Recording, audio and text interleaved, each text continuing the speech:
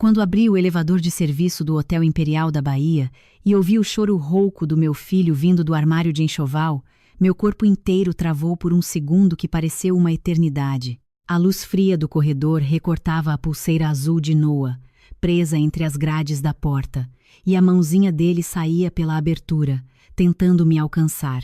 Antes que eu puxasse o trinco, ouvi a voz da minha sogra do outro lado da curva do corredor, tranquila como quem escolhe flores para uma mesa. Se a criança sumir agora, o codicilo morre com ela, e a presidência fica com a Bárbara. Ninguém vai ligar isso a nós. Meu coração disparou na garganta. Dona Lídia, a senhora enlouqueceu, gritei, socando a porta do armário. Noah tossiu mais uma vez. Ela surgiu no fim do corredor, com o taier branco impecável, sem derramar uma lágrima, sem tremer um cílio. Você sempre foi dramática, Nara, mas drama ao vivo também tem fim.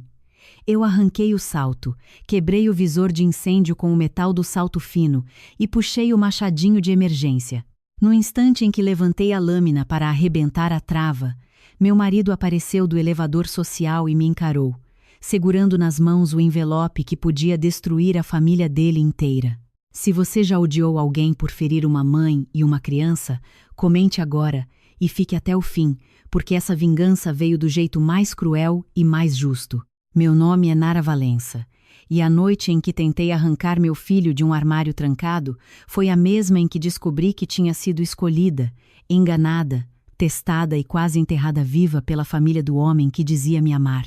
Mas, para entender por que minha sogra queria meu filho morto e por que o envelope na mão do meu marido valia mais do que um império inteiro de hotéis, você precisa voltar para a noite em que conheci Gael Belmonte, num casamento de luxo em Trancoso que estava a 10 minutos de virar um escândalo nacional. Naquela época, eu ainda acreditava que competência bastava para entrar num salão pela porta da frente. Eu tinha 29 anos, morava em São Paulo, havia 4, e meu nome começava a circular entre as produtoras de eventos que salvavam festas quando milionários e celebridades queriam perfeição em cima da hora. Eu não vinha de família rica, nem de sobrenome que abrisse mesa em restaurante, mas eu sabia construir espetáculos com fio desencapado, fornecedor atrasado e ego de gente poderosa. Minha mãe, Lúcia, tinha me criado em Recife, vendendo tecidos bordados e organizando pequenos almoços de batizado. Foi com ela que aprendi 2 coisas que nunca me abandonaram. Mesa bonita não sustenta mentira por muito tempo, e a pior miséria de uma casa rica é a fome de poder. Na semana em que conheci Gael, eu tinha sido chamada às pressas para substituir uma empresa de eventos que perdera o controle do casamento da influenciadora Lavínia Prado com um herdeiro do agronegócio. O resort em Trancoso parecia cenário de novela. Passarelas de madeira sobre espelhos d'água, arranjos tropicais de helicônia e orquídea, lustres suspensos entre coqueiros, um palco de vidro transparente para a cerimônia na praia, e no centro de tudo, uma equipe à beira do colapso. O fornecedor do gelo cenográfico tinha sumido, o chefe ameaçava abandonar a cozinha por falta de pagamento, e a noiva berrava porque o vestido havia rasgado na barra. Eu entrei naquele caos com o tablet na mão, o cabelo preso em um coque torto e um rádio comunicador tão alto que parecia um coração externo. Ninguém corre. Quem corre transmite derrota. Eu disse para a equipe no primeiro minuto. Helena, reposiciona os arranjos da passarela. Juninho, me consegue gelo seco de Porto Seguro nem que você compre a fábrica. E alguém tira a noiva da vista do espelho. Eu mal tinha terminado a frase quando um homem alto, de linho bege amarrotado e expressão irritantemente calma, apareceu na porta do salão de apoio, observando tudo como se fosse dono não só do resort, mas da própria maré. Então você é a mulher que veio impedir a humilhação pública da semana, ele falou. Eu nem olhei direito. Se veio ajudar, ótimo. Se veio dar opinião, entra no fim da fila. Ouvi uma risada contida atrás de mim. Gael Belmonte, ele disse. E, infelizmente, vim ajudar. O resort é meu. Aquela foi a primeira vez que levantei os olhos para ele. Moreno, ombros largos, barba curta, um corte discreto de vidro no punho esquerdo e aquele tipo de olhar que não pedia atenção, mas recebia. O tipo de homem perigoso não porque gritava, e sim porque parecia saber exatamente a hora de se calar. Eu já tinha visto muitos homens ricos usando educação como fantasia. Mesmo assim, alguma coisa nele era menos ensaiada. Então, dono do resort, eu respondi, entregando uma prancheta na mão dele. Carrega essas cadeiras para a ala interna porque vai chover em 20 minutos. Ele olhou para o céu azul e sorriu de lado. A meteorologia diz que não. Meu joelho direito diz que sim. Escolhe em quem você quer acreditar. 23 minutos depois, um temporal desabou tão forte que parecia castigo pessoal. O palco da praia precisou ser desmontado às pressas. Os convidados migraram para o salão principal. A noiva teve uma crise de choro. E Gael, encharcado até os ossos, apareceu carregando 2 pilhas de cadeiras e me lançou um olhar de rendição divertida. Seu joelho merece um cargo de diretoria. Ele disse. Seu resort me deve um bônus de insalubridade, respondi. Foi assim, entre trovões, cabos de energia e champanhe morno, que a atração começou. Não como em filme romântico, com música ao fundo e câmera lenta. Começou no tipo de guerra que revela caráter. Quem some quando o problema cresce e quem arregaça a manga. Gael não desapareceu. Ele puxou mesas, negociou com o chefe, levou a noiva para respirar no jardim coberto, segurou uma sombrinha sobre a mãe dela e quando o gerador oscilou 10 minutos antes da cerimônia, desceu comigo até a casa de máquinas sem chamar funcionário. Você sempre entra no incêndio em vez de mandar alguém? Ele perguntou, iluminando o painel com a lanterna do celular. Sempre, eu disse. É por isso que você está sozinha? Ele perguntou sem maldade. Eu apertei um disjuntor. Não, é por isso que muita gente me deve favor. A cerimônia aconteceu com 1 hora de atraso e terminou sob aplausos sinceros, como se o caos vencido tivesse deixado tudo mais bonito. Quando o último convidado já dançava ao som de pagode e o salão finalmente respirava, sentei por 5 minutos na escada de serviço para tomar água. Foi onde Gael me encontrou, com 2 taças de espumante na mão. Não bebo quando estou trabalhando, eu avisei. Nem depois de salvar 200 pessoas de um desastre, principalmente depois. Ele se sentou um degrau abaixo do meu, sem invadir meu espaço. A maioria das pessoas que trabalha comigo sorri para o meu sobrenome. Você foi a primeira a me mandar carregar cadeira. Deve ter sido um alívio. Foi um choque. Eu ri sem querer. E foi nesse riso pequeno, roubado do cansaço, que a noite virou outra coisa. Gael me convidou para tomar café da manhã antes de eu voltar para São Paulo. Eu recusei 3 vezes. Na quarta, ele não insistiu, apenas deixou o cartão do resort sobre a mesa e disse: quando você quiser negociar o dobro do que cobrou aqui, liga direto para mim. Você subestima quanto vale. Eu quase joguei o cartão fora no aeroporto. Não joguei. 2 semanas depois, uma agência me contratou para produzir a inauguração de uma ala de bem-estar no Hotel Imperial da Bahia, o empreendimento mais antigo e mais prestigiado do Grupo Belmonte, em Salvador. Quando cheguei ao casarão restaurado com vista para a Baía de Todos os Santos e vi o nome de Gael na assinatura do contrato, entendi que o destino, às vezes, tem a sutileza de um empurrão no meio da escada. Salvador me recebeu com calor, maresia e o cheiro de acarajé vindo da rua de baixo. O Imperial era uma joia, colunas antigas, azulejos portugueses, elevadores de bronze, quartos com janelas altas e corredores onde a riqueza não gritava, sussurrava. Eu estava no saguão orientando a montagem de um túnel de luz quando senti alguém parar atrás de mim. Seu joelho previu a minha saudade? Gael perguntou.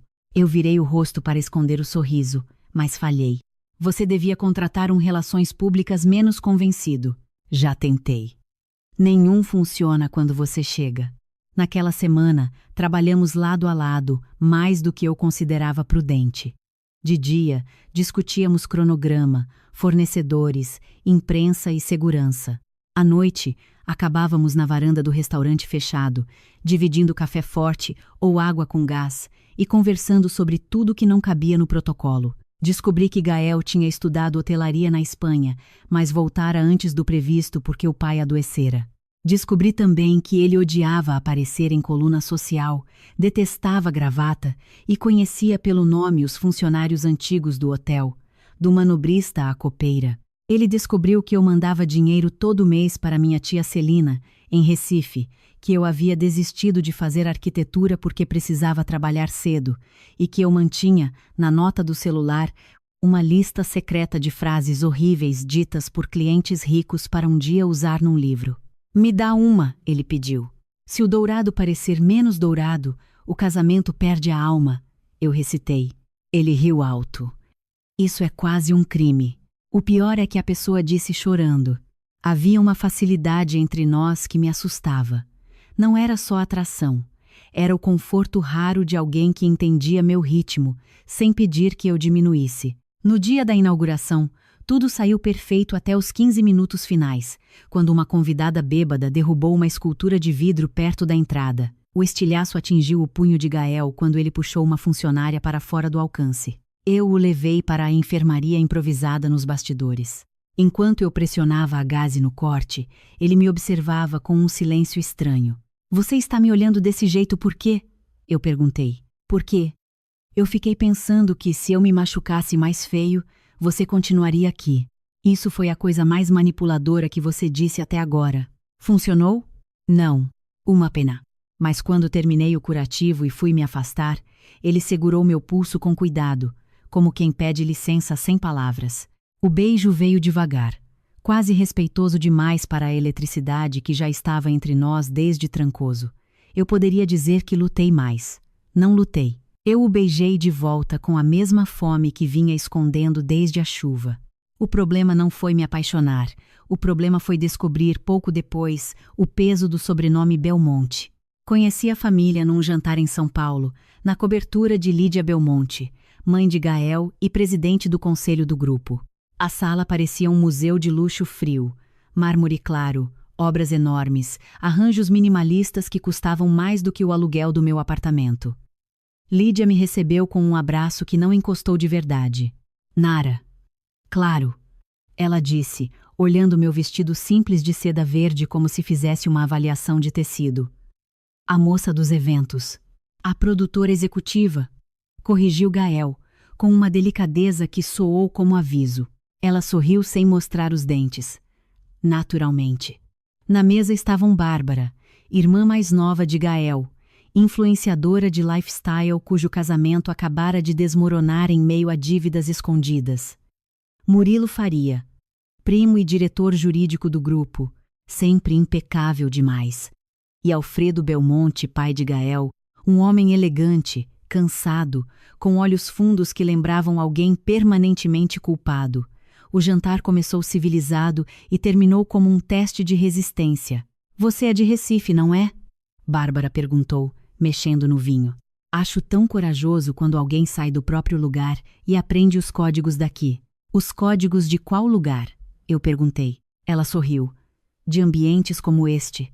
Garfo por fora, faca por dentro, gente falsa no centro?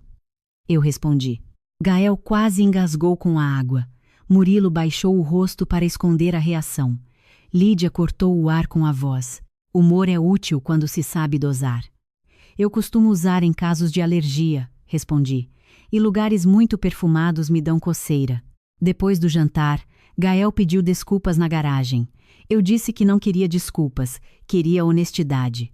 Sua mãe me odeia antes de me conhecer, falei. Sua irmã acha que eu sou um curso intensivo de etiqueta ambulante, e seu primo me olha como quem calcula risco.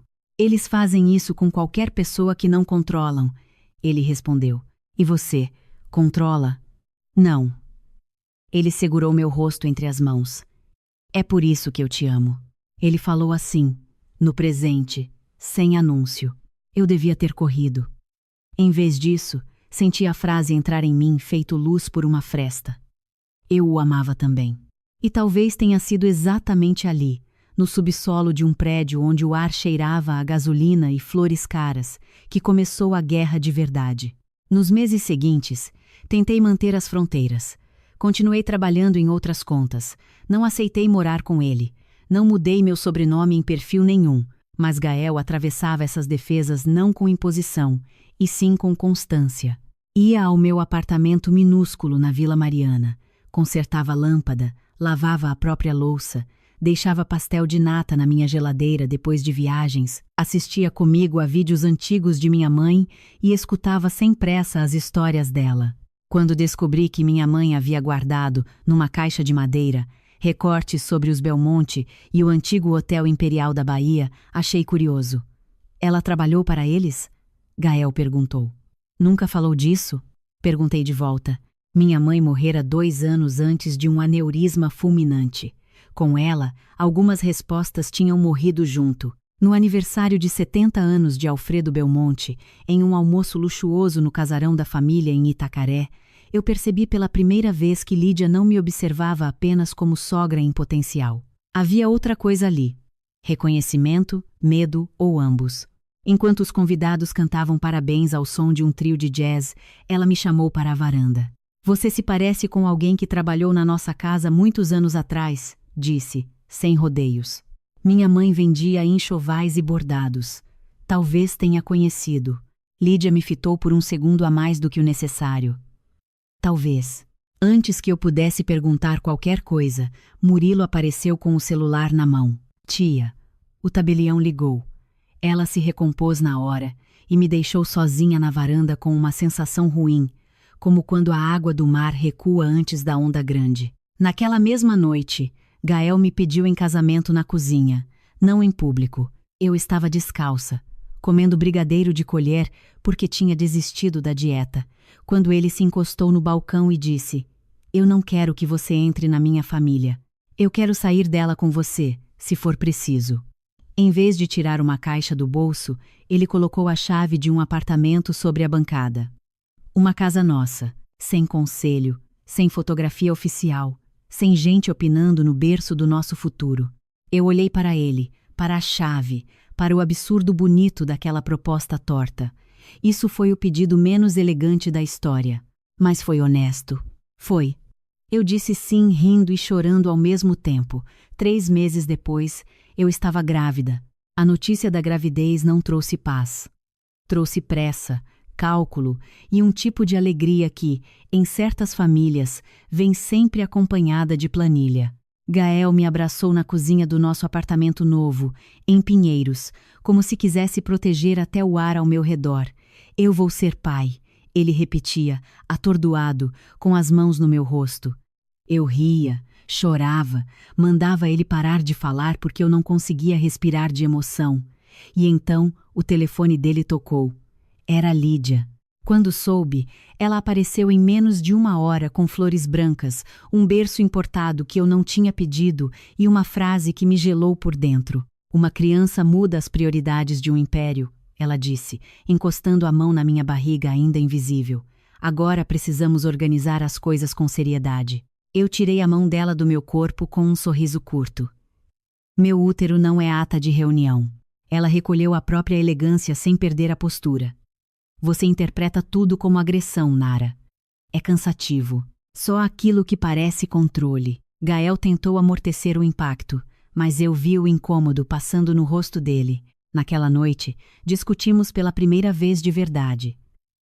Não por falta de amor, por excesso de família. Ela não vai mandar na minha gravidez, eu disse, andando de um lado para o outro na sala. Ela não vai. Gael respondeu, mas sem a firmeza que eu precisava. Você percebe que esse não vai ficar fraco quando você atende todas as ligações no primeiro toque? Ela é minha mãe. E eu sou a mãe do seu filho. Ele ficou em silêncio. Era um silêncio pequeno, mas que abriu um vão grande entre nós. A gestação avançou em meio a carinho e veneno.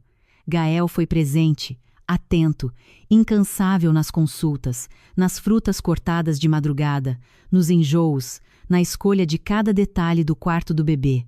Lídia, por sua vez, se instalou à nossa volta como uma administradora de crise. Mandava nutricionista sem pedir. Criticava o apartamento por ser barulhento demais para um recém-nascido.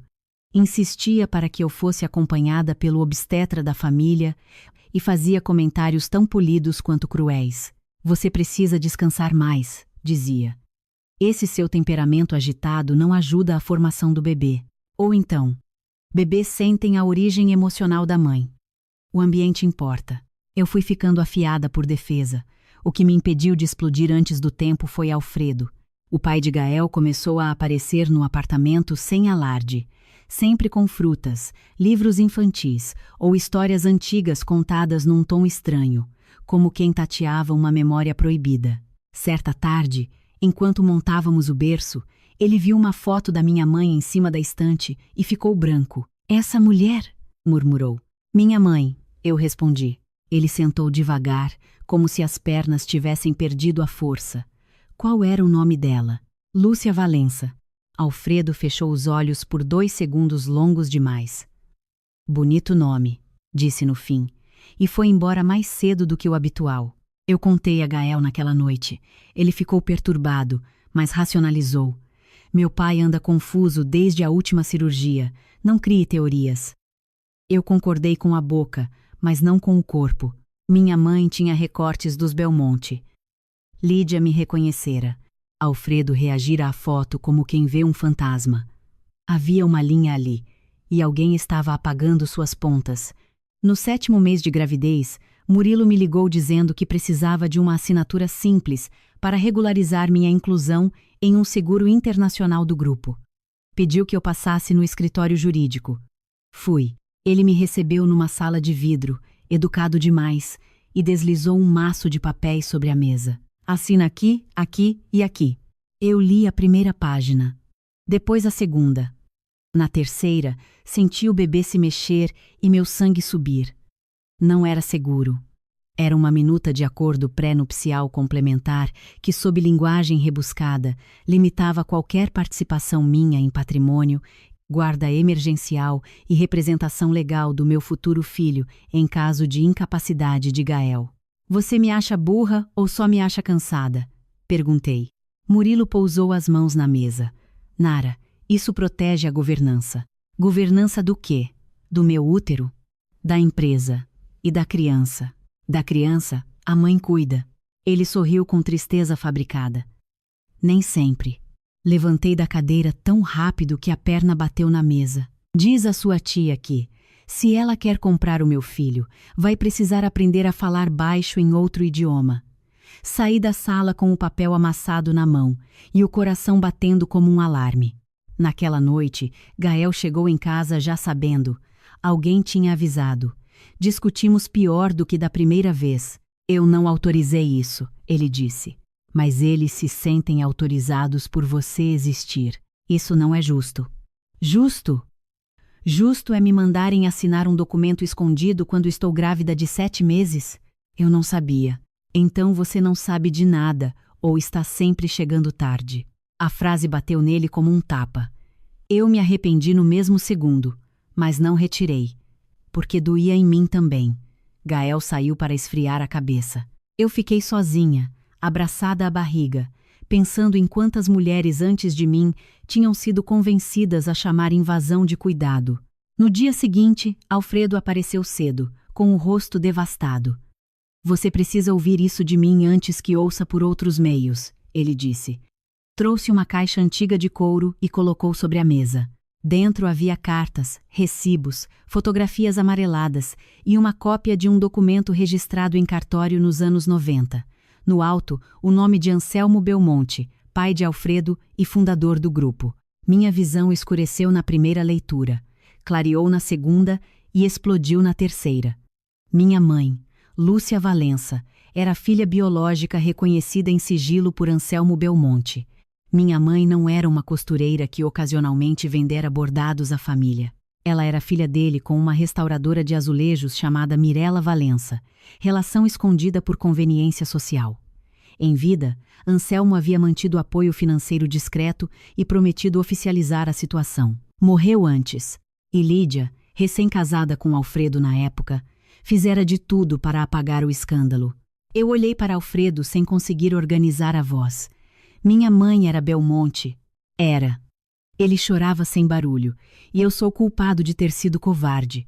Seu avô deixou um codicilo, um adendo ao testamento. Determinava que, se a linhagem de Lúcia fosse localizada e reconhecida, os direitos sucessórios dela seriam restaurados. Mas o documento foi trancado por manobras jurídicas, e Lídia controlou a narrativa por décadas. Gael sabe? Suspeita de alguma coisa, não de tudo. O senhor sabia esse tempo todo? Eu soube tarde. E tive medo cedo. A raiva que senti não parecia só minha, parecia herdada. Minha mãe morrera sem saber oficialmente quem era. Eu crescera contando moedas enquanto um império erguia novas fachadas. E agora o filho que eu carregava, de repente, não era apenas neto de Gael. Era herdeiro de uma linha de sangue que a família tinha tentado amputar. É por isso. Eu sussurrei. É por isso que ela me odeia. Ela não odeia só você, Alfredo respondeu. Ela teme o que você prova. Eu queria contar a Gael naquele instante, mas Alfredo me segurou pelo braço. Cuidado. Murilo vigia tudo. O codicilo está para ser formalmente aberto em poucos meses por causa de uma ação de reestruturação societária. Lídia vai lutar com unhas e dentes, e se ela perceber que você sabe demais antes da hora, vai tentar te destruir. Já era tarde para me proteger com ignorância. 2 semanas depois, Noah nasceu num parto difícil e lindo, com Gael chorando ao meu lado e prometendo ao nosso filho um mundo melhor do que aquele onde ele próprio crescera. Quando colocaram Noah no meu peito, pequeno, quente e gritando ofendido para a vida, eu senti a decisão se formar com a nitidez de uma lâmina. Ninguém pisaria nele como tinham pisado na minha mãe. Os primeiros meses deveriam ter sido só nossos. Não foram. Lídia apareceu no hospital com uma equipe de fotos, como se Noah fosse lançamento de marca. Eu proibi imagens. Ela sorriu para as enfermeiras e cochichou. Algumas mulheres pobres confundem privacidade com relevância. Eu a ouvi. Não respondi, porque Noah acabara de mamar e dormia no meu colo. Mas naquele dia prometi a mim mesma que se ela tentasse usar meu filho para consolidar poder, eu destruiria o palco inteiro. Em casa, a pressão aumentou. Bárbara passou a postar indiretas sobre golpistas emocionais e mulheres que engravidam do sobrenome certo. Perfis de fofoca começaram a publicar notas sobre meu passado, meu apartamento antigo, minha tia em Recife, até dívidas de um ex-namorado que nem estava mais na minha vida. Murilo, sempre cordial, sugeriu a Gael que a imagem do grupo precisava de blindagem. O amor entre nós ainda existia, mas estava cansado. Gael tentava segurar todos os lados ao mesmo tempo, e eu via nele o homem que eu amava e o filho de uma família doente lutando para não parecer desleal. Numa madrugada em que Noah estava com cólica e eu andava com ele pela sala, Gael me abraçou por trás e encostou o rosto no meu ombro. Eu estou falhando com você, ele admitiu. Está. Eu não quero perder vocês. Então para de pedir que eu aguente o insuportável para facilitar a sua culpa. Ele fechou os olhos. Eu vou resolver. Mas algumas coisas, quando não são cortadas cedo, crescem como raiz em parede antiga.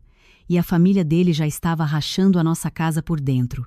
O primeiro golpe veio com açúcar, laço de cetim e uma festa infantil. Noah tinha 4 meses quando Bárbara ofereceu, em público, organizar um brunch intimista de apresentação do bebê para amigos próximos e parceiros do grupo. Nada demais, disse ela, com a doçura de quem envenena chá. Só uma manhã bonita, sem estresse para vocês. Eu recusei. Gael, exausto de guerra permanente, pediu que ao menos considerássemos, porque dizer não, diante de todo mundo, pioraria a narrativa. Narrativa, eu repeti. Nosso filho agora é crise de comunicação? Discutimos, mas cedi com uma condição. Eu aprovaria tudo. A festa aconteceu no jardim do casarão de Itacaré, com arranjos de flores do campo, brinquedos de madeira e uma mesa de doces discreta demais para os padrões de Bárbara. Discreta demais, percebi depois, porque o espetáculo estava em outro lugar. No meio do evento, quando um violinista tocava baixinho e as convidadas sorriam para Noah no colo da avó, uma mulher surgiu aos prantos diante dos convidados, dizendo ser ex-funcionária de uma empresa minha em São Paulo e acusando minha equipe de desviar pagamentos. Era um teatro mal ensaiado, mas suficiente para o murmúrio crescer. Eu perdi tudo por causa dela. A mulher gritou. Ela rouba fornecedor e posa de vítima. Gael se levantou na hora. Tirem essa mulher daqui. Mas eu já tinha visto demais em evento sabotado para não farejar a encenação. Aproximei-me, peguei o microfone da banda e encarei a desconhecida. Qual era o nome da empresa? Ela hesitou. A N Valença Produções. Interessante, eu disse, porque eu nunca tive empresa com esse nome. Eu trabalhava por contrato em nome de agência até abrir meu CNPJ, e isso foi há menos de 3 anos. Quer tentar de novo ou prefere que eu chame a polícia agora? O silêncio caiu pesado. A mulher olhou para o lado, para Bárbara, rápido demais. Foi o suficiente.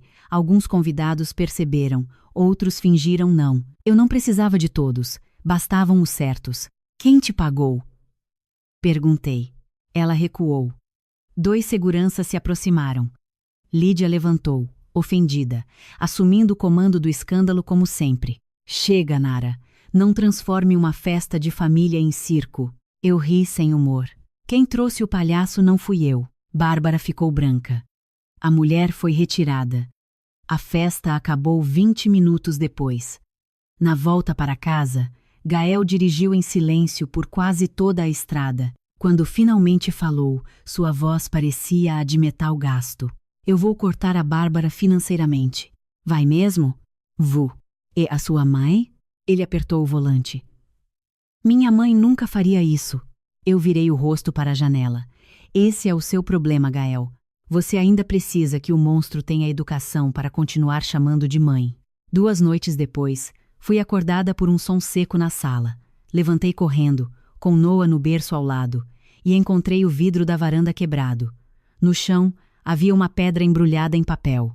Abri, dentro, uma cópia impressa de uma manchete antiga sobre o falecimento de minha mãe e escrita à mão em tinta vermelha a frase: Filha de bastarda, continua sendo bastarda. Meu corpo esfriou por inteiro. Gael chamou a polícia, reforçou a segurança do prédio, mandou varrer as câmeras da rua. Nada útil apareceu. O recado era claro. Alguém queria me lembrar que eu estava sendo observada. Mostrei o bilhete a Alfredo. Ele levou as mãos ao rosto. Lídia está perdendo o controle, murmurou. Ou Murilo está agindo sem ela. Eu já não sabia qual hipótese era pior. Foi então que comecei a fazer o que faço melhor quando tentam me encurralar: produzir provas. Voltei a mexer nas caixas da minha mãe. Não com sentimentalismo, mas com método. Cataloguei cartas, fotos, recibos, agendas e recortes. Percebi que minha mãe anotava datas com obsessão. Em uma agenda de capa azul, encontrei uma sequência de entradas sobre viagens para Salvador, encontros no Imperial e pagamentos recebidos de uma fundação ligada aos Belmonte. Em outra, um nome aparecia várias vezes: Teresa Camurça, antiga governanta da casa principal da família. Procurei. Teresa vivia aposentada em Jaguaripe. Fui até lá sem avisar ninguém, levando Noah, uma mochila, fraldas e a coragem de quem já entendeu que delicadeza não vai salvá-la. Teresa tinha 82 anos, memória afiada e olhos que pareciam ter visto gente mentir em todos os tons possíveis. Quando mostrei a foto da minha mãe, ela começou a chorar antes mesmo de me mandar entrar. Lúcia. Meu Deus. Ela segurou meu rosto como quem procura semelhança em fotografia antiga. Você tem a testa da Mirella. Sentada na varanda de uma casa simples, com cheiro de café coado, Teresa me contou o que ninguém contara em décadas. Mirella Valença, minha avó, fora restauradora de azulejos contratada para recuperar uma ala do Imperial. Anselmo Belmonte se apaixonara por ela de verdade, mas se casara por conveniência anos antes. Quando Mirella engravidou, ele prometeu que assumiria a criança. Houve cartas, visitas, um apartamento alugado discretamente e um acordo financeiro. Depois, Anselmo morreu de infarto. Alfredo quis cumprir a vontade do pai. Lídia, recém-casada com ele, tratou de enquadrar tudo como ameaça ao patrimônio e à imagem da família. Mirella recusou ser comprada para desaparecer. Pouco depois, sofreu um acidente de carro em circunstâncias nunca esclarecidas. Minha mãe, Lúcia, foi criada por parentes em Recife e cresceu entre silêncio e migalhas. Ela sabia quem era o pai? Perguntei. Sabia que havia uma verdade escondida, mas não o nome inteiro. Alfredo tentou se aproximar quando ela já era adulta. Lídia barrou. Mais tarde, Lúcia aceitou algum apoio para estudar, mas tinha vergonha e raiva. Ela não queria ser esmola. Queria sobrenome, dignidade. Nunca recebeu. Noah começou a choramingar no meu colo. Teresa o pegou com mãos ainda firmes e fitou seu rosto. Esse menino é igual ao Anselmo quando bebê, sussurrou. Eu engoli o choro porque naquele momento, emoção sem estratégia seria desperdício. Perguntei por documentos. Teresa levantou devagar, foi até um armário e voltou com um envelope de papel pardo. Dentro havia cópias de cartas de Anselmo, uma foto dele com Mirella grávida e um bilhete curto de próprio punho. Ao meu neto ou neta, que um dia ler isto, o que foi escondido por covardia precisa ser devolvido por justiça. Não era testamento. Era algo talvez ainda mais perigoso. Intenção moral com lastro suficiente para incendiar uma disputa jurídica. Na volta para São Paulo, senti um carro nos seguindo por boa parte da estrada. Um SUV preto, vidros escuros, distância calculada. Mudei de rota 2 vezes. Ele mudou também. Liguei para Gael. Tem alguém atrás de mim. Ok. Um carro preto desde a BR. Se eu parar, ele para. Se eu acelero, ele acelera. Onde você está? Perto de Feira. Liga a localização agora. Vá para o posto da polícia rodoviária mais próximo. Não pare em lugar vazio. Fiz exatamente isso. Quando entrei no posto, o SUV desapareceu. Gael chegou horas depois de helicóptero, descontrolado de medo, e me abraçou com tanta força que Noah reclamou entre nós. Isso acabou, ele repetia. Acabou. Não acabou.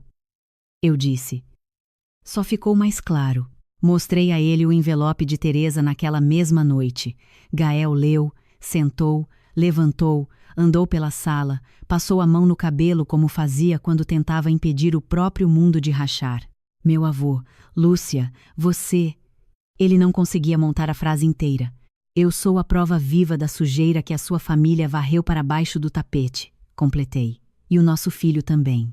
Você e Noah não são sujeira nenhuma. Para eles, somos risco. Gael ficou mudo. Pela primeira vez não defendeu a mãe. Não relativizou a irmã. Não pediu tempo. Apenas perguntou, o que você quer fazer? Quero ir até o fim. Mesmo que o fim destrua tudo. Principalmente se destruiu a vida da minha mãe. Ele assentiu com os olhos vermelhos. Então eu vou junto. Na semana seguinte, ele convocou uma reunião do conselho para anunciar sua saída provisória da diretoria executiva, até que a abertura do codicilo e a investigação da linhagem fossem conduzidas com transparência. Lídia teve uma reação glacial. Não gritou. Ficou mais perigosa. Você está entregando décadas de trabalho a oportunistas emocionais, ela disse diante dos conselheiros.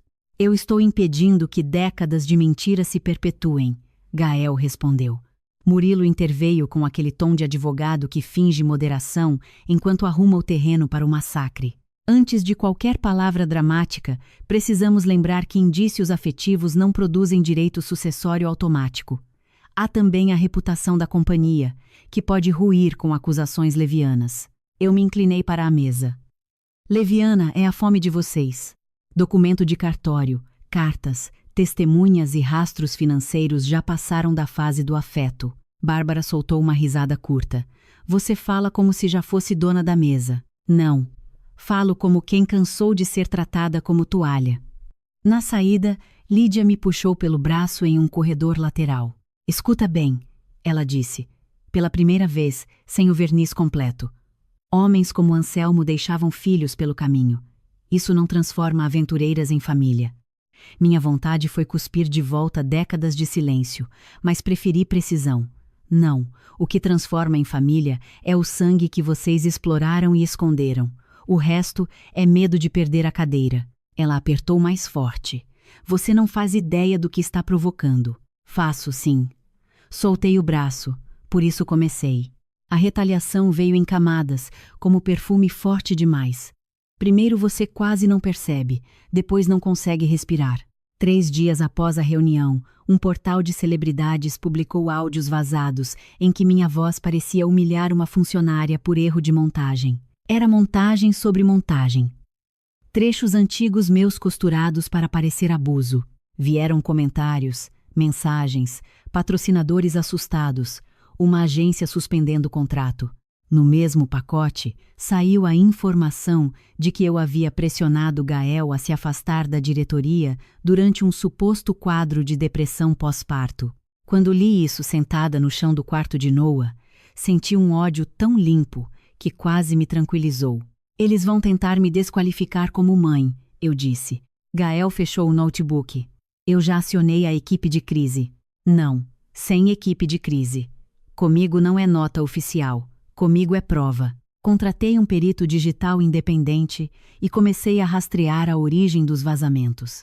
Ao mesmo tempo, Bárbara passou a aparecer em todos os programas possíveis falando sobre a dor de ver uma família destruída por pessoas ressentidas. Chorava na medida certa, inclinava a cabeça, dizia que rezava por mim. O Brasil adora gente rica que finge sofrer mais do que quem apanha. Funcionou por alguns dias. Então veio o segundo golpe. Uma conselheira tutelar e uma psicóloga bateram à minha porta com ordem para avaliação de rotina, baseada em denúncia anônima de negligência e instabilidade emocional. Tinham descrição detalhada da planta do apartamento, da posição do berço, da medicação pós-parto que eu tomara por 2 semanas. Informação íntima demais para ter vindo de fora. Eu deixei entrar, mas gravei tudo. Quem fez a denúncia? Perguntei. Não podemos informar. Podem informar se houve evidência concreta. A conselheira, mulher séria e menos manipulável do que quem a enviara imaginava, observou Noah limpo, alimentado, risonho, a casa organizada e Gael ali presente, tão indignado quanto eu. 20 minutos bastaram para encerrar a visita com um constrangimento silencioso. Mas o recado estava dado. Queriam me carimbar como inapta. Naquela noite, Gael explodiu com a mãe ao telefone de um jeito que eu nunca tinha ouvido. Se você cruzar a linha do meu filho de novo, eu acabo com qualquer ponte que ainda exista. Eu ouvi Lídia, mesmo do outro lado, responder num tom baixo. Ponte? Você acha que ainda está sobre uma ponte, Gael? Você já escolheu cair. Eu devia ter ficado satisfeita com a reação dele. Em vez disso, senti medo. Gente como Lídia não ameaçava com frase bonita se não tivesse outro plano. Passei a dormir leve sempre com Noah perto. Reforcei câmeras, troquei rotas, avisei porteiros, bloqueei perfis, apaguei geolocalização. Mesmo assim, o passado começou a invadir de um jeito esquisito. Recebi uma ligação de um número desconhecido numa tarde de chuva. Quando atendi, ouvi a voz de minha mãe cantando uma cantiga antiga de ninar. Era uma gravação. No fim, uma voz masculina sussurrou. Nem toda herança chega viva ao destino. A ligação caiu. Eu sentei no chão da cozinha com o celular na mão e demorei alguns segundos para voltar a ser corpo. Quando Gael chegou e me encontrou daquele jeito, ele percebeu antes de eu falar. O que fizeram? Mostrei o telefone. Ele levou as mãos à cabeça e foi pela primeira vez a uma palavra simples, vulgar, honesta. Merda. Foi Alfredo quem apontou o caminho seguinte. Existe alguém que sumiu de propósito porque sabe demais, disse ele. A ex-assessora pessoal de Lídia, Silvana Coelho, trabalhou com ela 15 anos. Pediu demissão na época em que a papelada do codicilo foi desviada do inventário principal. Sumiu do mapa depois de receber um apartamento no Guarujá. Encontrar Silvana deu trabalho e sorte. Ela agora usava o sobrenome do segundo marido. Trabalhava numa clínica popular em Santos e a princípio quase fechou a porta na minha cara. Só abriu quando viu Noah no meu colo. Eles estão usando criança de novo? Perguntou, assustada de verdade. Estão. Silvana nos deixou entrar e falou por mais de 2 horas, alternando culpa e revolta. Confirmou que Lídia interceptara, anos antes, uma correspondência do escritório que cuidava do espólio de Anselmo, correspondência que reconhecia a necessidade de localizar Lúcia Valença. Confirmou também que Murilo, ainda jovem advogado da família, havia ajudado a redirecionar a abertura formal do codicilo para um momento futuro conveniente, amarrando-o a uma reestruturação societária que nunca terminava. Mais do que isso, Contou que, quando eu comecei a namorar Gael, Lídia mandou fazer uma investigação sigilosa sobre mim. Encontraram o nome da minha mãe e perceberam a coincidência com a linhagem escondida. Ela sabia quem você talvez fosse antes mesmo de você saber, disse Silvana. Eu olhei para Gael. O rosto dele perdeu a cor. Talvez fosse, repeti, mas olhando só para ele. Gael desviou o olhar por um segundo. Um segundo basta quando a verdade já estava cansada de pedir licença. Gael, eu falei, devagar. O que você sabe que eu não sei? Ele respirou fundo. Eu descobri, no início do nosso noivado, que existia uma investigação antiga sobre uma mulher chamada Lúcia Valença. Não sabia a extensão, nem a prova final, nem que fosse sua mãe com certeza. Minha mãe disse que era uma chantagem velha de alguém tentando extorquir a família. Eu não acreditei totalmente, mas você escondeu de mim. Porque eu te amava e não queria te envolver numa guerra que talvez nem fosse real. Você me envolveu quando decidiu, sozinho, o que eu podia saber sobre a minha própria mãe. Silvana recuou na cadeira. Noah se assustou e começou a chorar. Eu o abracei, mas era como se estivesse abraçando o pouco que ainda restava intacto. Eu ia te contar, Gael disse. Quando? No chá de bebê, no primeiro aniversário do Noah? Ou na audiência sobre a herança para eu não parecer muito surpresa? Nara, eu estava tentando proteger. Não usa essa palavra comigo hoje. Saí da casa de Silvana sem esperar. Chovia forte. Entrei no carro com Noah, prendi a cadeirinha com mãos trêmulas e só então desabei. Gael bateu no vidro. Não dirija assim. Eu abri uma fresta. Eu não sei quem dói mais. A sua mãe por me odiar ou você por ter me amado escondendo a razão pela qual ela me odia? Ele não respondeu, talvez porque não houvesse resposta que sobrevivesse ali. Fui para Recife no dia seguinte, para a casa da minha tia Celina, sem avisar mais do que o necessário. Não era fuga, era retirada estratégica. Eu precisava respirar onde minha mãe existira sem luxo, mas com verdade. A casa da tia tinha piso antigo, cheiro de bolo de milho e o tipo de acolhimento que não faz pergunta antes de servir café. Fique o tempo que quiser, ela disse, e chore o quanto precisar. Depois a gente decide quem merece teu silêncio e quem merece tua guerra. Passei 10 dias lá. 10 dias em que Gael mandou mensagens longas, áudios curtos, fotos de lugares vazios da nossa casa, pedidos de conversa, confissões. Não respondi nos primeiros 5. No 6º, ouvi um áudio em que ele falava sem qualquer defesa. Eu errei de forma imperdoável. Eu me apaixonei por você e achei que conseguiria matar o veneno antes que chegasse até nós. O veneno já estava dentro de casa e eu fui covarde. Não peço perdão agora. Peço que você não me confunda com eles para sempre. Eu quero consertar o que quebrei, nem que você nunca mais me ame como antes. Eu chorei ouvindo. Não porque fosse bonito. Porque era tarde e verdadeiro. A combinação mais cruel. Em Recife, revisitei lugares da minha infância com Noah no colo. A rua onde minha mãe comprava tecido, a igreja onde ela acendia velas sem pedir nada para si, o mercado onde pechinchava fruta, como quem negocia permanência no mundo. Tia Celina, entre uma memória e outra, me contou algo que mudou o tabuleiro mais uma vez. Teu avô de sangue não foi o único homem rico a rondar essa história, disse ela. Teve um deputado baiano, amigo dos Belmonte, que ajudou a sumir com um laudo do acidente da tua avó Mirella. Tua mãe descobriu isso perto do fim, por isso voltou a mexer nos papéis. O acidente da minha avó não foi acidente? Eu não sei, mas sei que tua mãe parou de confiar até na própria sombra depois dessa descoberta. E pouco antes de morrer, ela me disse uma frase que eu nunca entendi direito. Se algo me acontecer, procure a pulseira de prata do Imperial. Eu procurei e nunca achei. Pulseira de prata. Imperial. Anotei. Meu cérebro já trabalhava mesmo quando meu coração ainda sangrava. No 11º dia, Gael apareceu em Recife.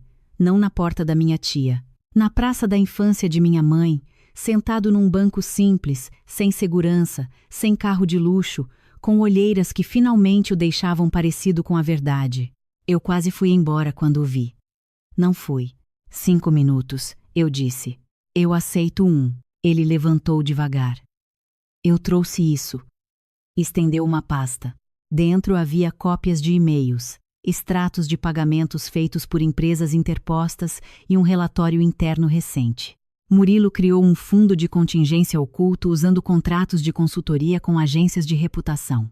Esse fundo bancou os perfis, os vazamentos e a mulher da festa. Eu consegui acesso porque ainda tenho gente leal na auditoria. E por que eu deveria acreditar que você não está só tentando limpar a própria imagem? Porque minha imagem já acabou. O que eu quero salvar agora é você e Noah. Olhei os papéis. Eram bons. Muito bons. E por que trazer isso pessoalmente? Porque por mensagem poderiam interceptar. E porque eu precisava te dizer, olhando nos teus olhos, eu vou depor contra minha mãe e meu primo se for preciso. Eu o encarei por um tempo que não sei medir. O amor, quando ferido, não morre na hora. Fica parado no meio da sala, sangrando e impedindo a passagem. Eu ainda não sei se consigo te perdoar, falei. Ó Isai, mas se você mentir de novo, nem Deus monta você de volta. Pela primeira vez em semanas, vi nele algo próximo de esperança. Entendido. Foi ali, numa praça quente de Recife, entre vendedores de picolé e o passado da minha mãe circulando no ar, que nós fizemos uma trégua. Não uma reconciliação. Trégua. Em guerra de família. Isso já era muito. Voltamos para São Paulo com um plano mais frio do que qualquer sentimento entre nós. Gael sairia publicamente de vez da linha de sucessão executiva até a abertura do codicilo. Eu entraria com ação de reconhecimento de filiação post-mortem de Lúcia, cumulada com tutela para preservação de documentos e bloqueio de movimentações societárias suspeitas. Alfredo entregaria o que sabia formalmente, mesmo que isso implodisse o resto da reputação que ainda lhe sobrava. Silvana aceitaria depor sob proteção se o Ministério Público fosse provocado com elementos suficientes. E eu, acima de tudo, pararia de reagir apenas como vítima. Passaria a atuar como diretora do próprio desastre alheio. Meu antigo talento para construir eventos virou outra coisa. Coreografia de queda. Comecei pelos detalhes pequenos. Descobri que Murilo mantinha um apartamento secreto em nome de empresa offshore na Vila Nova Conceição, usado para encontros com uma consultora de imagem contratada pelo grupo. Descobri que Bárbara devia mais do que o mercado sabia, e que parte das dívidas estava sendo coberta por contratos superfaturados de publicidade interna. Descobri que Lídia pressionara um pediatra ligado ao Hospital da Família para produzir informalmente uma opinião sobre meu padrão ansioso no pós-parto. Nada disso, isoladamente, derrubava um império. Junto, desenhava um método. Destruir minha credibilidade, me isolar. E no momento da abertura do codicilo, me retratar como aproveitadora desequilibrada, incapaz de gerir a parte que me caberia ou representar os interesses de Noah, mas havia algo mais sombrio no meio do caminho. A tal pulseira de prata do Imperial continuava me rondando. Revirei fotos antigas, ampliei imagens, perguntei à tia Celina por videochamada, consultei Teresa, ninguém sabia ao certo. A pista só avançou quando Alfredo, numa tarde de chuva e culpa, lembrou de uma funcionária muito velha do hotel que guardava objetos perdidos em um armário antigo na lavanderia histórica. Dona Zefa, ele disse, trabalha lá desde os tempos do meu pai. Fui até Salvador com Gael e Noah, mas sem alarde. Dona Zefa, miúda e firme, nos levou ao fundo do Imperial, por corredores que os hóspedes nunca veem, a alma de serviço que sustenta o luxo da fachada. Entre caixas de prataria desparelhada, livros de registro e chaves que já não abriam portas, ela puxou uma gaveta escondida atrás de pilhas de linho. A moça Lúcia esteve aqui uma vez, muitos anos atrás, contou. Saiu chorando e deixou isso comigo. Disse que, se um dia uma menina de olhos dela aparecesse, eu entregasse. Dentro da gaveta havia uma pulseira simples de prata, gasta pelo tempo, com um pequeno medalhão em formato de concha. Ao abrir o medalhão, encontrei um microfilme dobrado dentro de um cilindro minúsculo. Eu olhei para Gael, atônita. Parecia cena de thriller barato, mas a vida rica adora usar luxo para embrulhar crime antigo. Levantamos o material em um laboratório especializado. O microfilme continha cópias de páginas do diário de Mirella Valença, minha avó, fotografadas às pressas. Nas últimas entradas, ela descrevia encontros tensos com Lídia e com um advogado amigo da família, que insistia para que ela assinasse um acordo de renúncia total de direitos de Lúcia. Havia também a menção a ameaças veladas e, na véspera do acidente, uma frase que me roubou o ar. Se me acontecer algo, não foi o freio. Meu sangue gelou. De repente, o assunto não era mais apenas herança e ocultação. Era possível homicídio ou, no mínimo, sabotagem de décadas atrás. Entregamos o microfilme ao nosso advogado externo, Jonas Paredes, um homem seco que eu respeitava porque jamais prometia mais do que podia provar. Isso muda a temperatura, ele disse. Mas cuidado, acusação antiga demais sem perícia robusta pode virar cortina de fumaça contra vocês. Usem com precisão. Precisão. Sempre ela. Enquanto isso, Gael cumpriu a parte mais dolorosa do plano.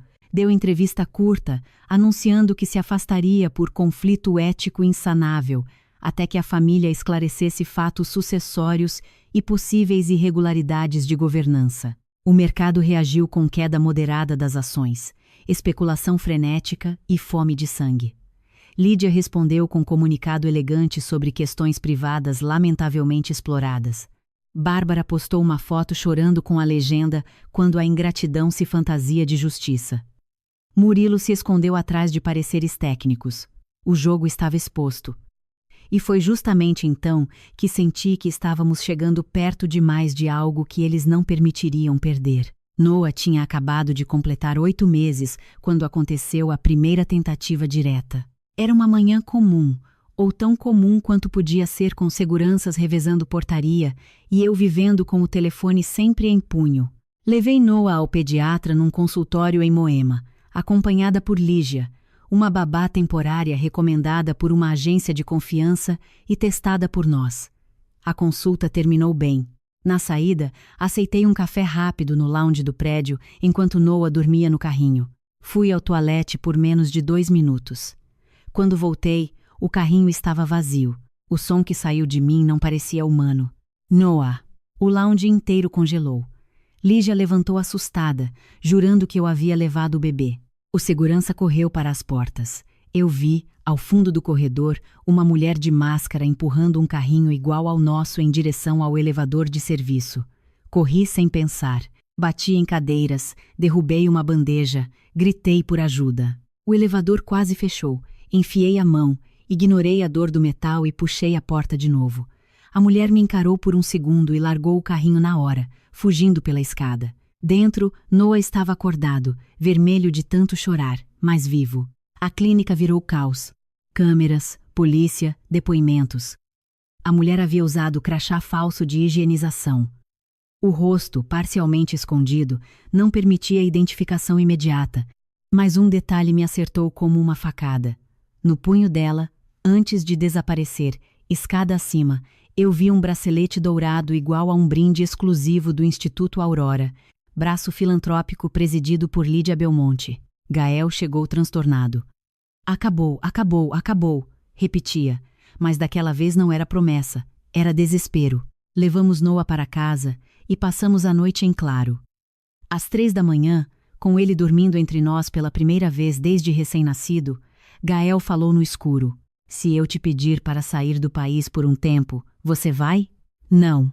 Eles tentaram pegar nosso filho. Justamente por isso eu não vou. Quem foge, entrega o cenário. Você pode morrer. E você acha que eu não sei? Ele virou para mim. Eu prefiro perder tudo a te enterrar. A frase doeu porque eu acreditava nela. E justamente por acreditar, respondi o que ele menos queria ouvir. Então pare de pensar em salvar só a gente. Comece a pensar em parar eles de vez. Na investigação paralela, o perito finalmente identificou uma trilha digital ligando os áudios falsos e alguns perfis difamatórios a uma empresa de gerenciamento reputacional terceirizada por uma subsidiária do grupo. O contrato tinha a assinatura eletrônica aprovada por Murilo. Jonas sorriu pela primeira vez desde que o conheci. Agora temos carne, disse. Marcamos audiência inicial de tutela e também preparamos uma representação ao Ministério Público sobre obstrução de documentos sucessórios, fraude reputacional e possível coação. Era muito, talvez demais, mas quem sobreviveu a gente como Lídia sabe. O erro não é exagerar, o erro é atacar pela metade. A resposta deles veio com uma ideia tão perversa quanto eficaz: tentar me transformar em suspeita do próprio caos. Recebi intimação para prestar esclarecimentos sobre suposta tentativa de extorsão contra o grupo, baseada em mensagens anônimas enviadas à imprensa em nome de alguém que dizia ser eu. As mensagens mencionavam cifras para sumir com a história da linhagem. Eram falsas, óbvio, mas montadas com trechos de e-mails meus antigos roubados de algum servidor. Eu podia sentir Murilo sorrindo atrás daquela engenharia suja. Fui depor com Jonas e saí menos abatida do que a polícia esperava. Já não sangrava em público. Aprendera. Só que, ao voltar para o carro, encontrei no banco traseiro trancado, sem sinal de arrombamento, um carrinho de brinquedo azul idêntico ao de Noah. Preso ao carrinho, um bilhete. Da próxima vez, o elevador fecha. A ameaça rompeu o que ainda restava de hesitação em Alfredo. Ele aceitou fazer o que vinha adiando havia décadas: gravar um depoimento completo, com nome, datas, erros e cumplicidade. Não para a família, para a justiça e para mim. Gravamos numa sala discreta do escritório de Jonas. Alfredo falou por quase 3 horas. Admitiu que soubera, desde os anos 90, da autenticidade das cartas de Anselmo sobre Mirella e Lúcia. Admitiu ter cedido à pressão de Lídia para tratar o assunto como risco patrimonial. Admitiu que Murilo construíra, ao longo dos anos, sucessivas barreiras jurídicas para protelar a abertura integral do codicilo. E admitiu algo que nos fez gelar. Meses antes, Lídia comentara, irritada, que uma criança legítima demais complica qualquer tese. Na época, ele achou metáfora. Depois da clínica, já não tinha essa coragem. Quando terminou, Alfredo estava destruído. Eu não mereço perdão, disse. Hoje ninguém está distribuindo perdão, respondi. Hoje a gente está distribuindo consequências. Foi nessa fase que eu, pela primeira vez, voltei a tocar Gael sem peso automático. Não por romance repentino, mas por cansaço compartilhado. Uma madrugada, depois que Noah finalmente dormiu, me sentei no chão da cozinha e comecei a rir do nada. Rir de nervoso, de horror, de exaustão. Gael veio, sentou ao meu lado e perguntou: "O que foi?" Eu produzia casamentos. Agora produzo queda de império. Ele soltou uma risada baixa, quase incrédula. Você continua sendo a mulher mais impressionante que eu conheço. E você continua atrasado. Yuzai. Ficamos em silêncio. Depois, ele encostou a cabeça no meu ombro. Eu não afastei. O amor, mesmo ferido, às vezes volta a respirar primeiro pela amizade. O centenário do Hotel Imperial da Bahia seria, antes de tudo desandar, o maior evento corporativo do grupo em 10 anos. Um baile de gala, transmissão para investidores, imprensa, parceiros internacionais e anúncio da nova estrutura de governança. Em outras palavras, o palco perfeito para Lídia recuperar a narrativa, ou para eu arrancar a cortina de uma vez.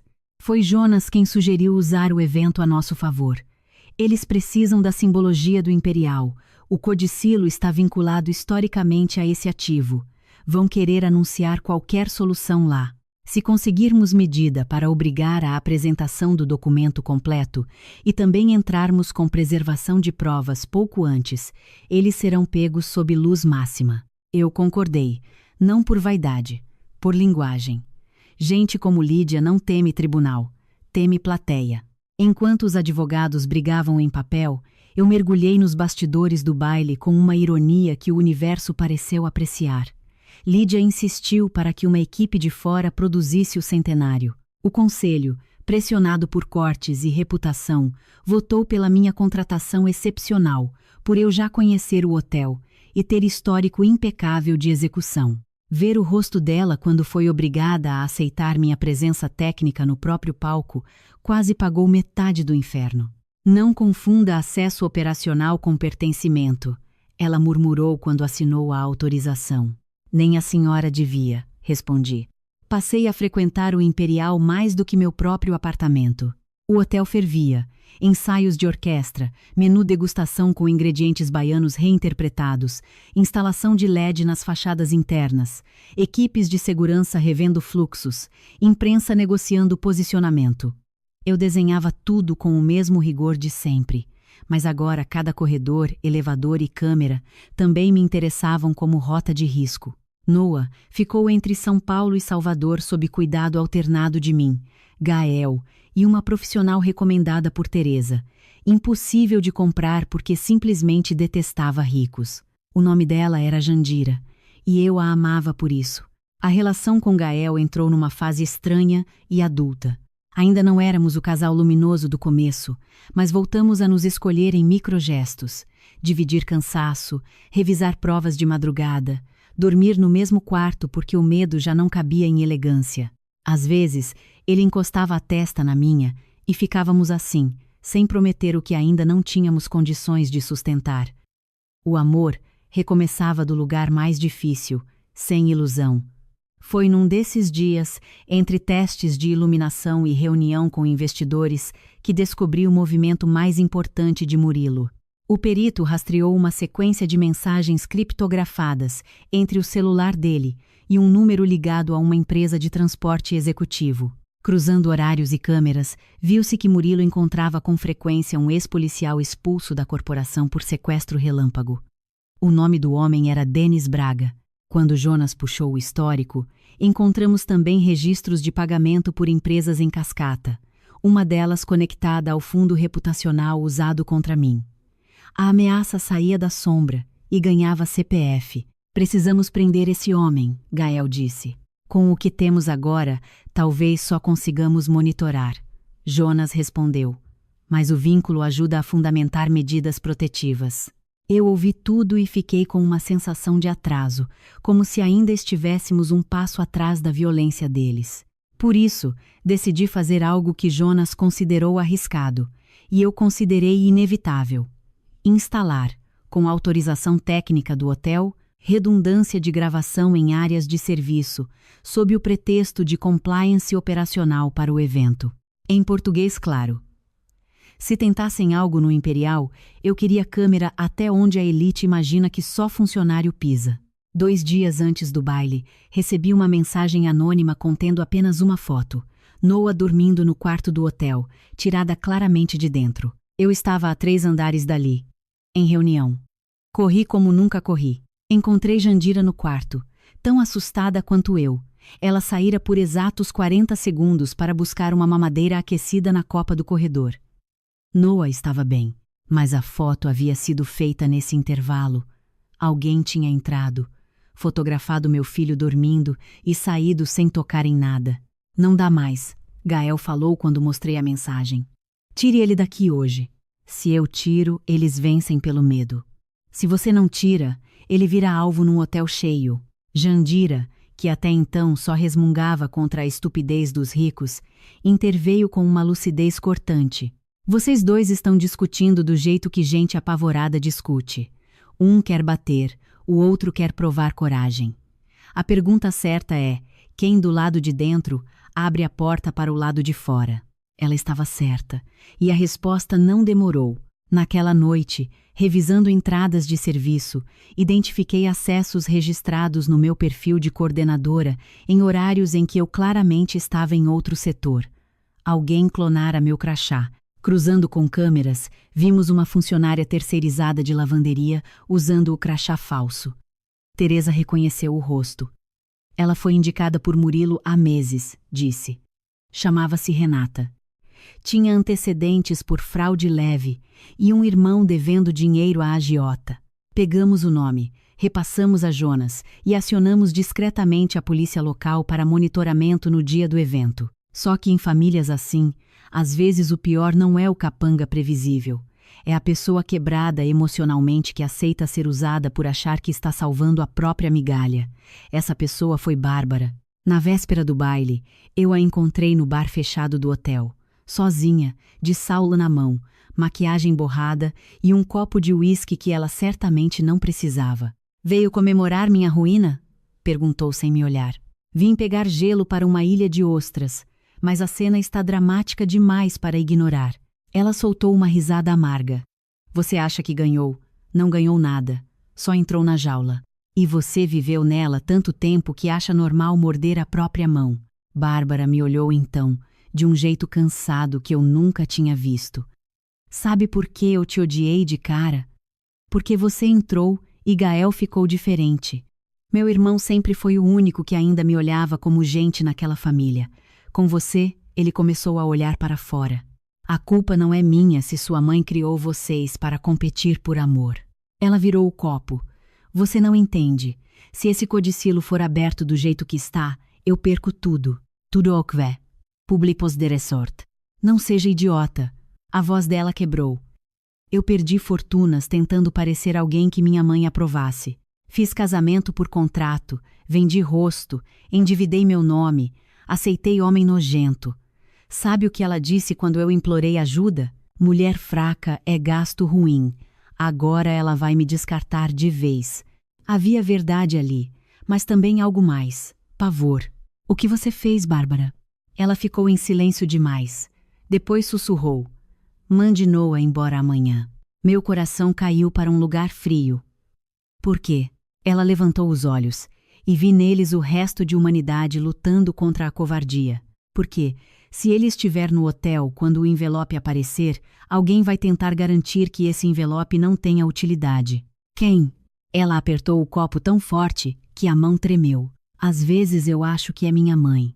Às vezes eu acho que Murilo faz coisas sem contar para ela. E às vezes eu acho que ela prefere não saber o suficiente para continuar se achando limpa. Do que você está falando? Bárbara abriu a boca. Mas o barulho de passos no corredor a fez endurecer na hora. Murilo apareceu na porta, impecável como sempre. Aqui está você, ele disse para a prima, com gentileza venenosa. Os jornalistas querem uma foto com a família. Bárbara se recompôs em um segundo, enxugou o rosto e levantou.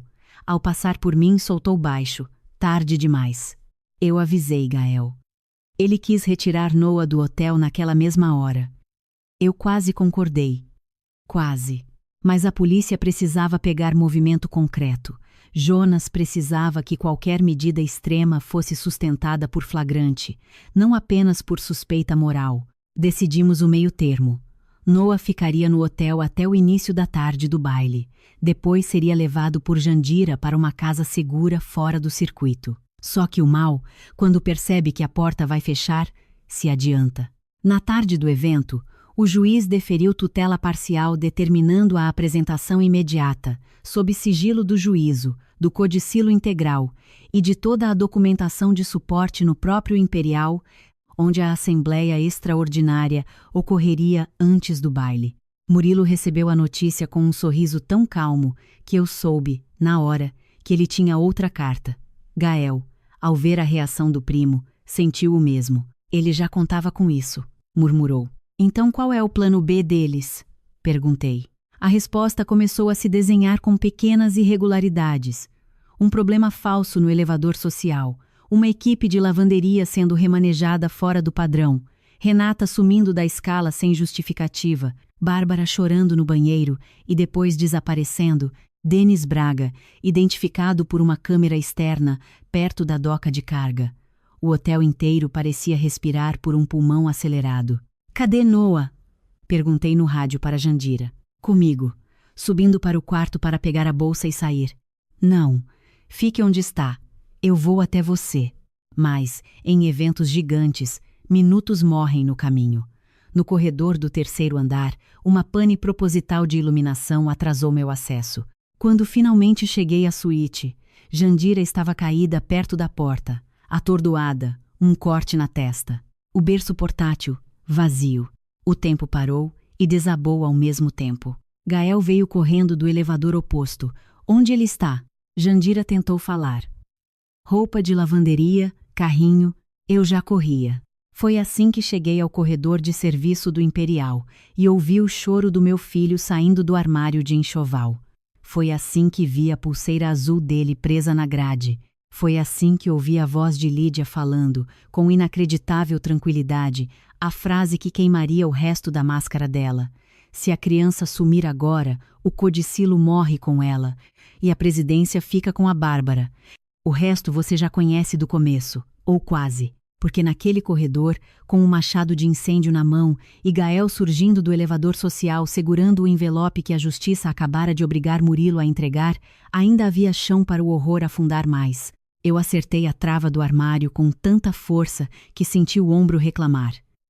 Na segunda pancada, o metal cedeu. A porta abriu para um vapor abafado de amaciante e calor preso. Noah estava dentro de um cesto grande de enxoval, enrolado num lençol grosso demais, o rosto vermelho, suor grudando o cabelo na testa. Eu o puxei para o colo e ele agarrou meu pescoço com desespero animal. O mundo voltou só pelo peso dele contra meu peito. Está tudo bem, meu amor. A mamãe está aqui. Está tudo bem. Eu dizia isso mais para meu corpo acreditar do que para ele. Gael se aproximou, o envelope ainda na mão, e olhou o filho como quem acabara de voltar do abismo. Depois ergueu os olhos para a curva do corredor. Lídia não fugira. Ela estava ali, rígida, branca, perfeita, com a indignação de quem se sente ofendida por ser vista. Você enlouqueceu, Gael falou, num tom tão baixo que ficou pior.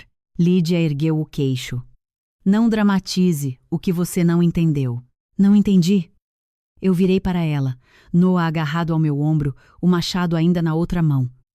Eu ouvi a senhora dizer que se a criança sumisse, o codicilo morria com ela. Ouvi uma frase fora de contexto. Qual contexto justifica meu filho trancado num armário? Ela não respondeu. Murilo apareceu atrás dela, vindo da direção da doca interna, e por um segundo o teatro quase se reorganizou. Ele poderia alegar mal-entendido, acidente, falha operacional. Só que eu havia passado semanas me preparando para uma cena assim. Havia redundância de câmeras, havia captação extra de áudio e, acima de tudo, havia um hotel cheio de equipe em rádio e transmissão interna. Eu apertei o botão do meu comunicador preso ao vestido. Ativem protocolo vermelho no corredor C de serviço. Agora. No segundo seguinte, as portas corta-fogo do setor travaram automaticamente, limitando a saída até a segurança chegar. Murilo parou seco. Lídia me fulminou com os olhos. Você nos armou? Ela sibilou. Não, respondi. Eu me defendi de gente que chama crime de estratégia. Seguranças surgiram de ambos os lados. Atrás deles, 2 policiais civis que Jonas havia conseguido manter discretamente no hotel, por causa das ameaças anteriores. Murilo ensaiou indignação. Isso é ridículo. Uma criança foi mal acomodada por funcionária incompetente. E vocês? Cale a boca. Gael cortou, num tom que fez o primo recuar meio passo. Foi então que o oficial de justiça, ofegante e confuso por ter seguido Gael até ali com o envelope, perguntou: Doutor, a senhora Lídia Belmonte e os demais membros do conselho ainda estão convocados para a leitura do documento?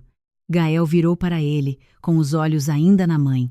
Sim, e vai ser agora, no salão principal, com todos. Murilo tentou intervir. Isso deve ocorrer em ambiente restrito, não sob espetáculo. Eu ri, sem humor nenhum. Sua família usou espetáculo para me destruir. Agora vai ter que suportar a luz. Carreguei Noah até a enfermaria do hotel, acompanhada por Jandira tonta, mas de pé, e por uma pediatra de plantão. Ele estava bem, apesar da desidratação leve e do susto brutal. Quando senti a respiração dele regularizar no meu colo, quase cedi ao impulso de pegar meu filho e sumir para longe de tudo. Quase. Então pensei na minha mãe, em Mirella. Em todas as mulheres empurradas para fora da história, para que gente como Lídia continuasse posando de pilar. Beijei a testa de Noah e entreguei-o a Jandira por alguns minutos. Fique com ele. Agora eu vou acabar uma festa. Entrei no salão principal do Imperial ainda com a maquiagem borrada e o vestido amassado na lateral onde Noah se agarrara. A orquestra havia sido interrompida. Investidores, jornalistas, conselheiros e convidados se espalhavam em grupos tensos sob os lustres. No palco, a mesa da Assembleia Emergencial estava montada. Gael já estava ali. Alfredo também, visivelmente devastado. Lídia entrou por outra lateral, recomposta como uma rainha em funeral alheio. Murilo vinha atrás, medindo danos. Bárbara surgiu por último, tremendo. Eu subi ao palco sem pedir licença. Um murmúrio correu pelo salão como fogo em tecido seco. Peço silêncio, Gael disse ao microfone. Não foi preciso repetir. Houve um incidente grave no hotel, já comunicado às autoridades presentes. E diante disso, a leitura do codicilo do Sr. Anselmo Belmonte e dos documentos correlatos ocorrerá imediatamente. Lídia deu um passo à frente. Isso é um abuso emocional em momento de crise. O conselho não. Chega, Alfredo falou. A voz saiu fraca, mas atravessou a sala inteira. Chega, Lídia. Foi a primeira vez, em muitos anos talvez, que ele a enfrentou diante de todos. Ela o encarou como quem vê uma peça quebrando função. O oficial abriu o envelope. Havia cópias autenticadas, pareceres e o texto integral do codicilo. A cada linha lida, eu sentia o salão mudar de temperatura. Anselmo reconhecia formalmente a existência de sua filha Lúcia Valença, nascida de relação extraconjugal com Mirela Valença, e determinava a reintegração patrimonial da linha sucessória dela, com restituição percentual vinculada ao ativo imperial da Bahia e ao bloco de controle correspondente, caso a descendência de Lúcia viesse a ser localizada. Mas, enquanto eventual descendente direto de Lúcia fosse menor de idade, seus interesses seriam representados civilmente pelo genitor ou genitora com guarda reconhecida, sem poder de interferência do conselho familiar, salvo por decisão judicial específica. O documento era cristalino. Se minha maternidade fosse preservada e a linhagem confirmada, Noa passava a ser o descendente vivo beneficiário mais direto no ramo de Lúcia. Eu, como mãe e guardiã, teria poder real no bloco ligado ao imperial até a maioridade dele. O que Lídia perderia não era só dinheiro, era comando. O salão explodiu em vozes, investidores cochichando, jornalistas levantando o celular, advogados pedindo ordem, gente tentando ligar para gente mais poderosa ainda. Murilo pegou o microfone. Antes de qualquer conclusão apressada, precisamos lembrar que reconhecimento biológico e eficácia societária dependem de procedimentos. Não se pode transformar um drama privado em captura hostil de governança. Drama privado? Minha voz saiu tão firme que o burburinho baixou por reflexo. Meu filho foi trancado num armário 40 minutos atrás para que esse documento perdesse eficácia. Isso não é drama, é crime. Jornalistas avançaram um passo. Câmeras de celulares se ergueram como flores carnívoras. Murilo apontou para mim.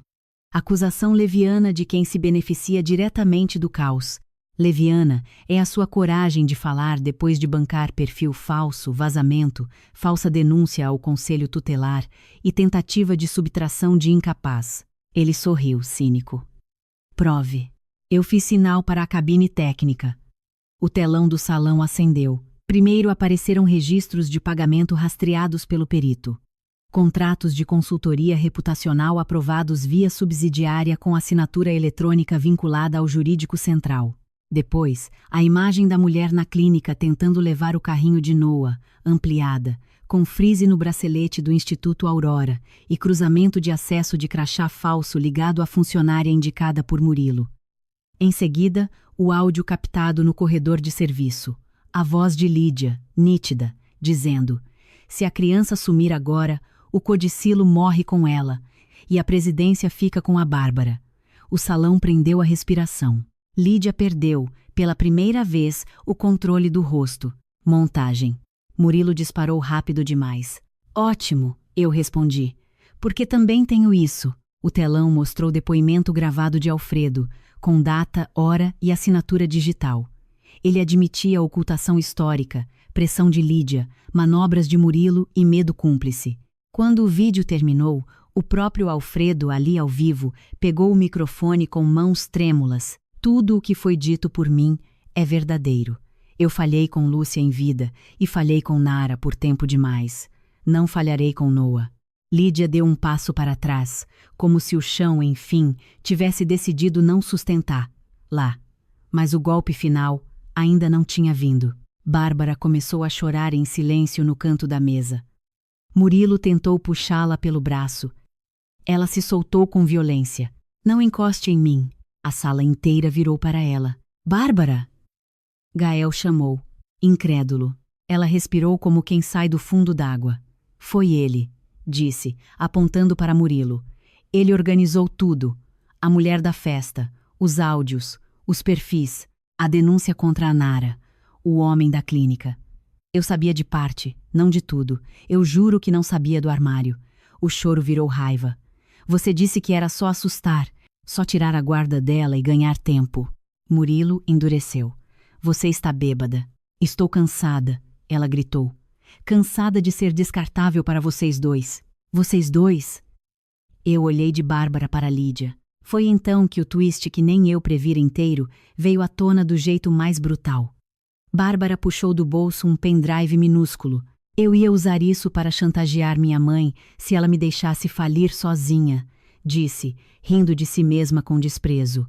Mas talvez sirva para algo mais útil. Jonas, rápido, conectou o conteúdo em um notebook lateral ligado ao telão. Havia gravações de reuniões privadas feitas por Bárbara no próprio apartamento, por paranoia e hábito de influencer que arquiva tudo. Numa delas, Lídia e Murilo discutiam cenários para o codicilo. Em outra, Murilo dizia com todas as letras: se o menino sair da equação ou se a Nara for considerada incapaz, a representação volta à disputa judicial e compramos anos. E, na gravação que fez o salão inteiro gelar, Lídia respondia: eu não quero detalhes, só quero o resultado. Eu não autorizei violência. Lídia tentou reagir, a voz pela primeira vez rachada. Não! Bárbara gritou. Foi assim que você viveu a vida inteira, nunca sujando as mãos, só escolhendo quem ia sujar por você. Murilo partiu para cima dela para arrancar o pendrive. Um policial o segurou antes. Na confusão, o paletó de Murilo abriu e caiu um segundo envelope do bolso interno. Jonas o pegou. Dentro havia algo que ninguém esperava e que terminou de explodir o que restava da dinastia. Um acordo de reconhecimento de paternidade jamais protocolado, datado de 34 anos antes, em que Anselmo Belmonte reconhecia outro filho fora do casamento, não Lúcia, mas um menino recém-nascido entregue aos cuidados de uma irmã de criação da família. O nome do menino, Murilo. Por um segundo absoluto, até o ar pareceu desistir de circular.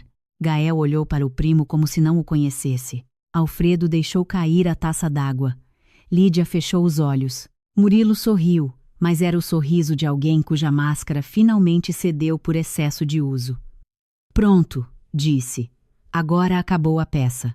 A verdade, uma vez fora, veio inteira. Murilo era filho biológico de Anselmo com uma funcionária da fazenda da família, nascido meses antes da morte do patriarca. Lídia descobrira cedo. Em vez de expulsá-lo, aproximara-o da família para mantê-lo controlado e, ao mesmo tempo, usá-lo como arma jurídica contra qualquer outro ramo ilegítimo que surgisse. Ele crescera como primo protegido, sempre perto da mesa, nunca oficialmente nela. O ódio dele por mim, então, não era só cálculo, era espelho. Eu representava o reconhecimento moral que ele jamais recebera. E Noah, sendo herdeiro legítimo de uma linha restaurada, era a prova viva de que alguém fora aceito onde ele sempre fora tolerado. Você me chamou de aproveitadora durante meses, eu disse, encarando Murilo. Mas era você quem estava brigando por um lugar que achava seu. Achava? Ele retrucou, os olhos acesos de rancor. Eu carreguei essa família nas costas enquanto o filhinho perfeito viajava e a princesa influencer torrava dinheiro. Eu sei onde cada corpo está enterrado, Nara. Você entrou ontem nessa história. E mesmo assim, foi meu filho que você escolheu atacar. Murilo perdeu o resto da compostura, porque esse menino matou qualquer chance de eu herdar o que me devem. Ele percebeu tarde demais o que acabara de confessar diante de policiais, conselheiros, investidores, câmeras e um salão inteiro que aprendera, enfim, a ouvir sem filtro. Os agentes avançaram. Ele tentou fugir pela lateral do palco, empurrou um policial, tropeçou na própria pressa e foi algemado sob um silêncio horrorizado. Lídia não correu, não implorou, só ficou imóvel, segurando a bolsa com as duas mãos, como quem ainda acreditava que postura substitui a absolvição. A delegada presente se aproximou dela. Dona Lídia Belmonte, a senhora está formalmente convidada a acompanhar as diligências na condição de investigada. Se resistir, sairá daqui conduzida. Lídia olhou para mim. O salão inteiro desapareceu ao redor. Por um segundo, éramos só nós duas e décadas de tudo que ela tentara impedir. Você não venceu, ela disse, num fiapo de voz. Só abriu outra guerra. Não, respondi. Eu encerrei a que a senhora começou antes de eu nascer. Ela foi levada sob flashes e murmúrios. Bárbara desabou numa cadeira, sem glamour, sem filtro, só ruína humana. Alfredo chorou de cabeça baixa. Gael desceu do palco direto para a enfermaria, como se só então o corpo lembrasse onde realmente importava estar. Eu fui atrás. Encontrei Noah dormindo, exausto, uma mãozinha fechada sobre a barra da blusa de Jandira. Quando Gael me viu, os olhos dele encheram. Ele se ajoelhou diante do berço portátil e ficou ali alguns segundos, em silêncio, como quem agradece por algo que não merece, mas recebeu mesmo assim. Eu quase perdi vocês, sussurrou. Quase. Ele levantou e ficou diante de mim. Não tocou em mim de imediato. Eu sei que talvez não seja hoje, talvez nem amanhã, mas eu preciso dizer, não por nós como casal, por verdade. Eu escolho você e Noah, sem negociação com sobrenome nenhum. Se para isso eu tiver de sair sem um centavo, assino hoje. Eu olhei para o homem à minha frente, falho, atrasado, machucado, finalmente inteiro. Meu amor por ele já não era inocente. Talvez por isso fosse mais sólido. Você vai assinar, eu disse. Mas não para sair. Vai assinar limites. Ele assentiu. O que você pedir. Não o que eu pedir. O que nosso filho merece. Dessa vez, quando ele me abraçou, eu deixei o peso vir junto, e no meio do horror, senti pela primeira vez que o fim poderia não ser só sobrevivência, poderia ser justiça com o futuro. Os meses seguintes não foram limpos. Justiça real nunca é montagem de novela em que algema resolve trauma. Houve perícias, interrogatórios, guerra de versões, ação civil, criminal, societária e familiar ao mesmo tempo. Houve colunista tentando romantizar minha história. Houve gente insinuando que eu havia calculado cada passo para subir socialmente.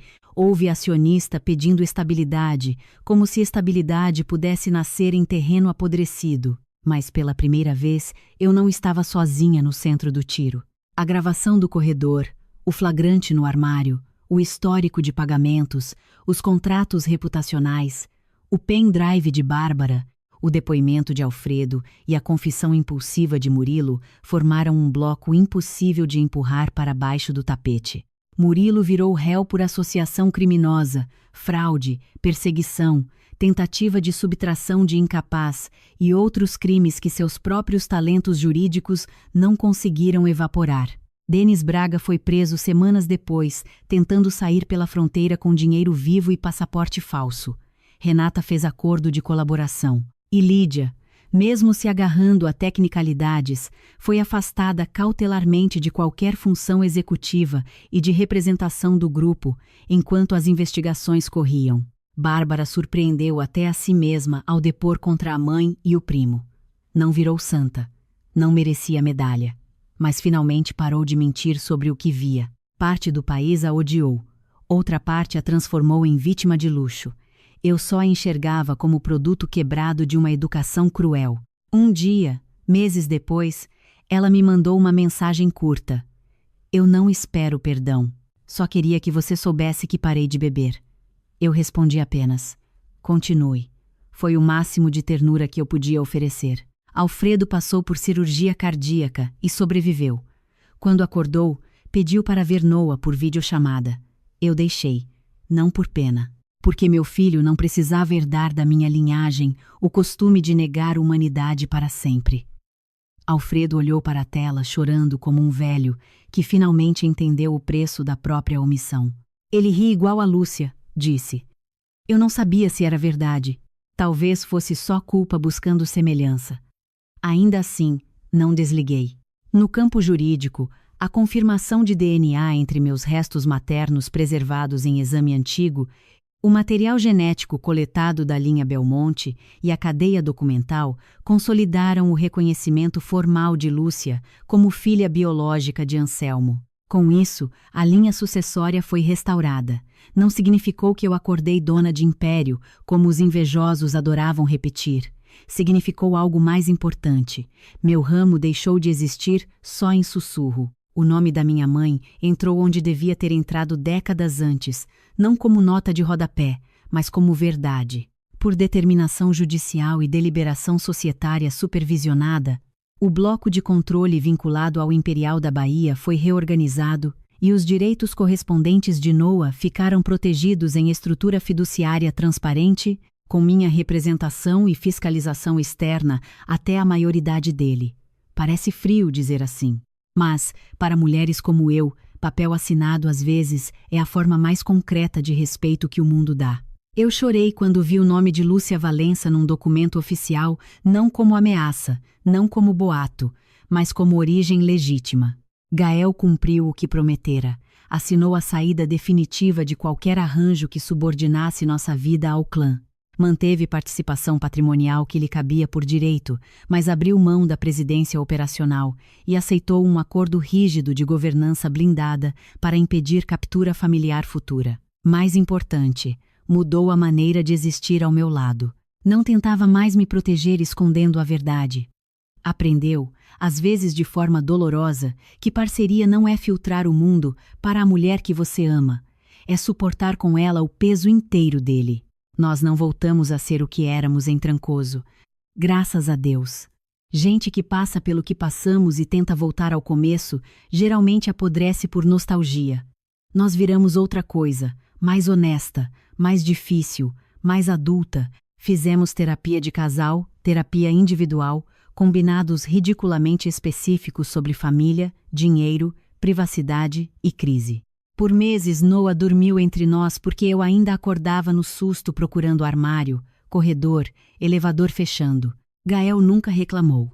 Só me puxava para mais perto quando meu corpo endurecia antes de despertar.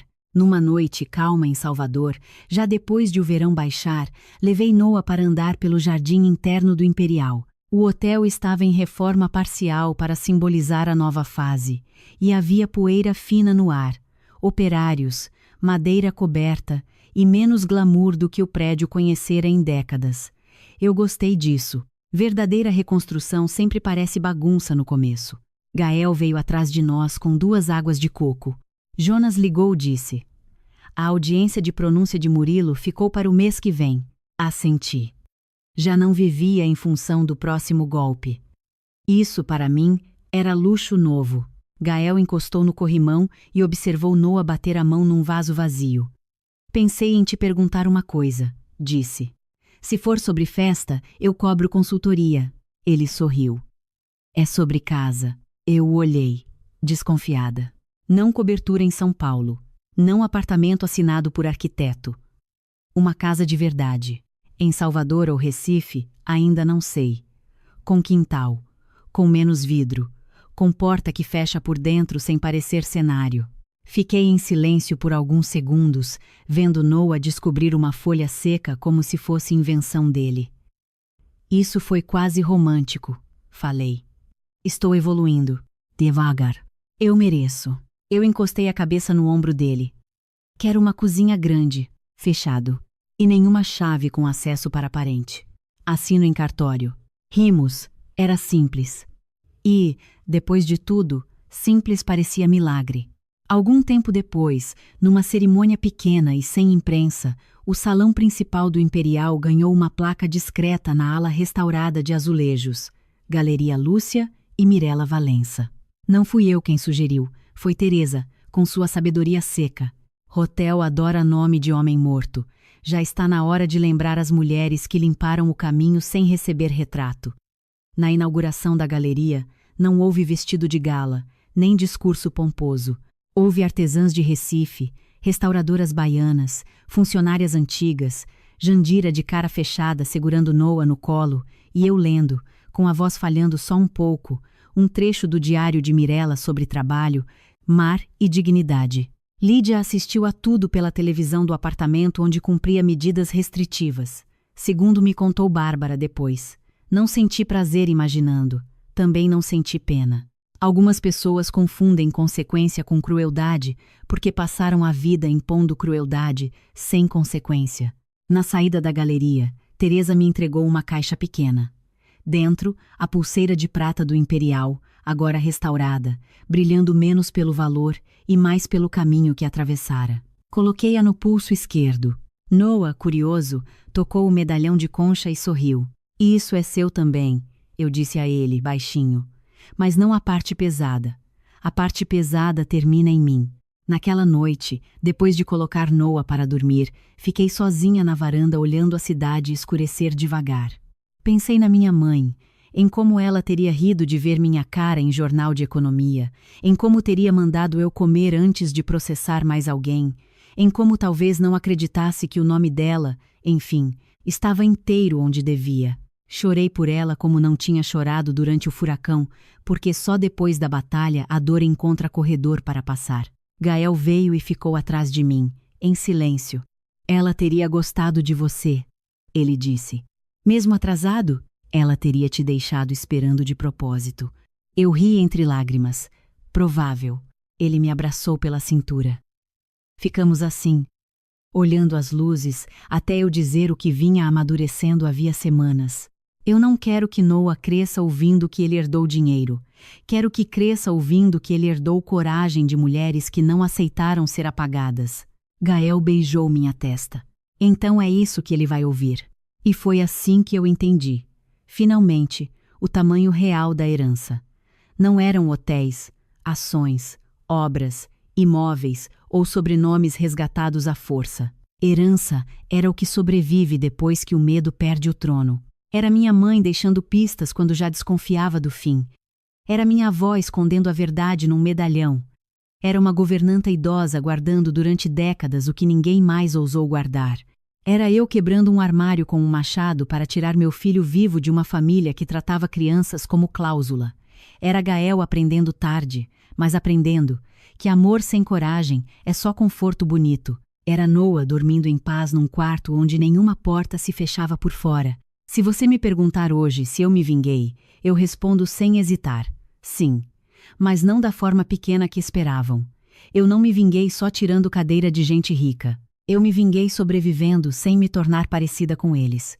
Eu me vinguei dando nome à minha mãe. Eu me vinguei impedindo que meu filho crescesse, confundindo poder com afeto. Eu me vinguei porque, no fim, quem tentou me reduzir a oportunista, histérica, bastarda e ameaça, foi obrigado a me chamar pelo único nome que sempre deveria ter sido meu: família. E dessa vez, quem definiu o sentido da palavra fui eu.